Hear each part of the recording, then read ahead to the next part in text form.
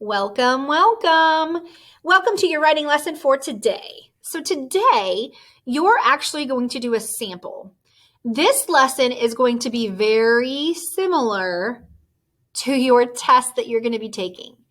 Your test is going to give you a reading passage where you need to read the whole passage, and then you're going to have to answer a question using details and evidence. So what we are going to do today is we're going to talk about the passage. It's a sample. It looks just like the other one, though. Hint, hint, hint. It's going to give you two things from the passage, and you're going to have to answer a question.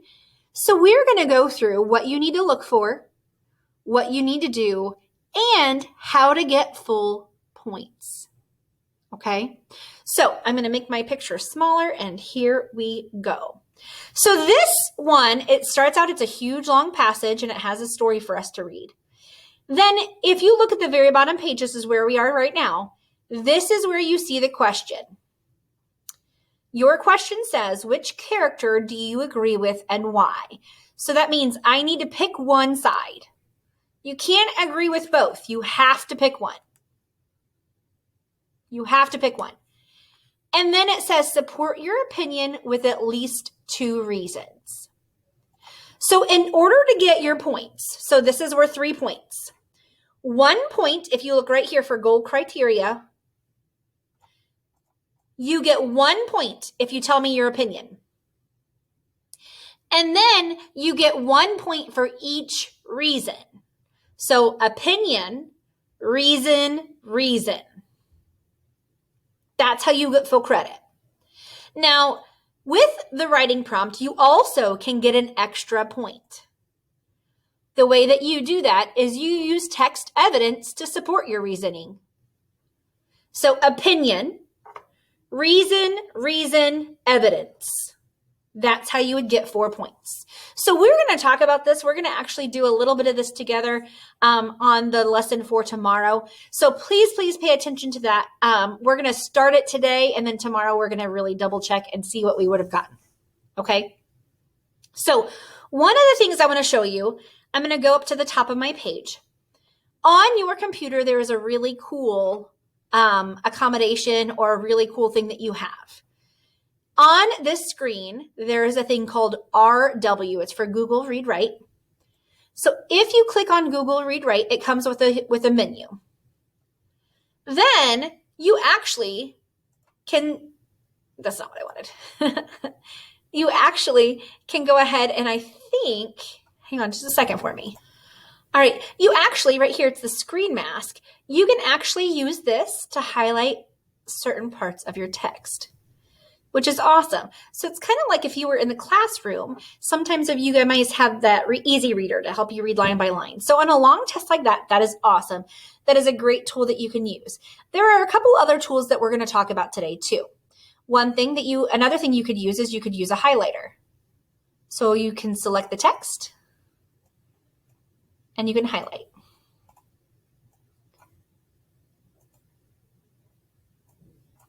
Well, normally, I don't have edit access, so I'm not allowed to on this one, but normally that's how you would do it.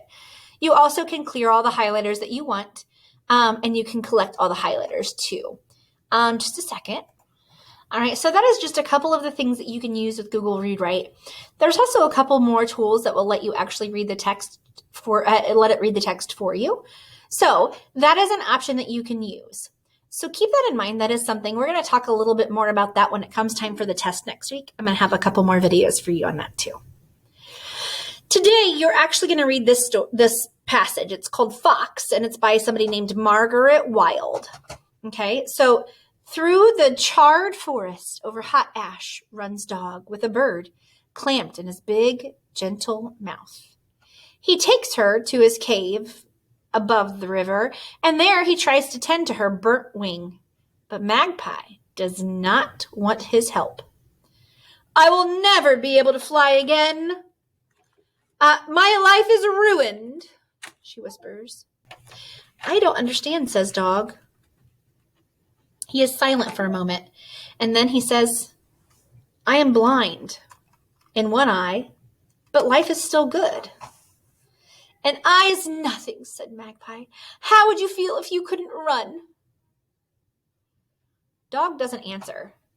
Magpie drags her body into the shadow of the rocks until she feels herself melting into the blackness.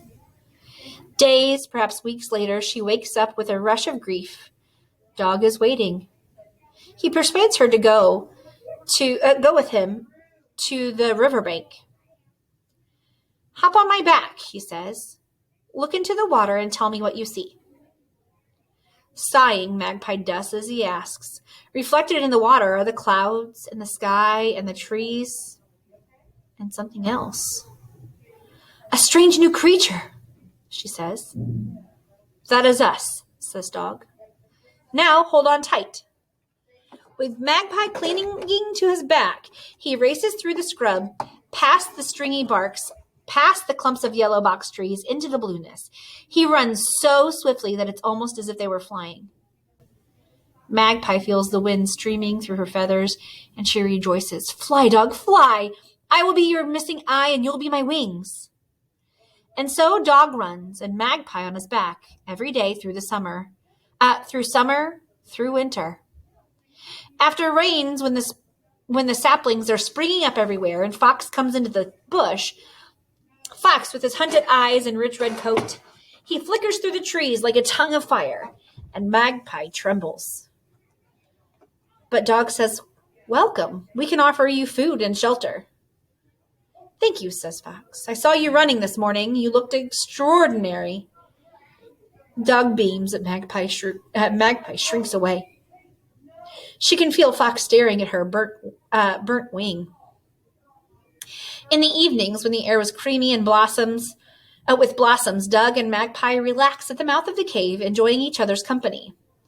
Now again, Fox joins the conversation, but Magpie can feel him watching, always watching her, and at night, his smell seems to fill the cave, a smell of rage and envy and loneliness. Magpie tries to warn Dog about Fox. He belongs nowhere, she says. He has no one. He loves no one. But Dog says, he's all right, let him be. That night when Dog's asleep, Fox whispers to Magpie, I can run faster than Dog, faster than the wind. Leave Dog and come with me. Magpie says, I will never leave Dog. I am his missing eye, and he is my wind. Fox says, no more that night. But the next day, when Dog is at the river, he whispers to Magpie, do you remember what it's like to fly? Truly fly? Again, Magpie says, I will never leave Dog. I am his missing eye, and he is my wind. But later that day, as Dog runs through the scrub with Magpie on his back, she thinks, this is nothing like flying. Nothing. And at dawn, Fox whispers to her a third time, and she whispers back, I'm ready. While Dog sleeps, Magpie and Fox streak past the coolbud trees, rip through the long grass, pelt over the rocks. Fox runs so fast that his feet scarcely touch the ground, and Magpie exults, At last I am flying, really flying. Fox scorches through the woodlands, through the dusty plains, through the salt pans, and into the red-hot desert. He stops, scarcely panting. There is silence between them. Neither moves, neither speaks. Then Fox shakes Magpie off his back, and as he would a flea, and pads away. He turns at Magpie and says, now you and Dog will know what it's like to be truly alone. Then he is gone. In the stillness, Magpie hears from a faraway scream. She cannot tell if it's a scream of triumph or despair. Magpie huddles, a scruff of feathers adrift in heat. She can feel herself burning into nothingness. It would be so easy just to die here in the desert, but then she thinks of Dog, waking to find her gone. Slowly, jiggity hop, she begins the long journey home. So read these two statements below. One is from Magpie and the other is from Dog. Magpie says, I will never again be able to fly. My life is ruined. Dog says, I understand. And then he says, I am blind in one eye, but life is still good. So who do you agree with? Will life be ruined, or is life still good? So who do you agree with? Why do you agree with them? This reason. And if you want that extra point, after you have these done, you give me text evidence. Okay? So your job today is to go ahead and start reading through. I want you to look through the story, see if you can find some text evidence that's going to help you.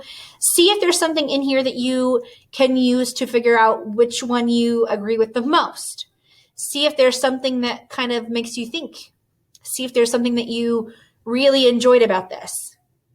Are you finding yourself more like Dog and hopeful and trying to make the best of everything? Or are you like Magpie and saying it's going to ruin your life? I want you to keep that in mind, and I want you to start thinking through this process. All right, so what you're going to be doing is you're actually going to start your draft today, and you're going to start writing it. Tomorrow is when it will be due. That means that your lesson today is to have your rough draft finished. Tomorrow, you're going to go through the editing process. You're going to look at the answer, and you're going to see if you need to add anything else, any more details, and you're going to kind of self-grade. Remember, you can use RACE to help you. So on your slides today, I'm actually going to add a link for a Google Doc, and you're going to create a new Google Doc. And then you're going to actually make sure that you have your information typed in that Google Doc. Okay? All right. Have a great day, guys, and I can't wait to read your stories. Remember, you're starting it today. Your draft is due today. Tomorrow will be your final product. All right. Bye.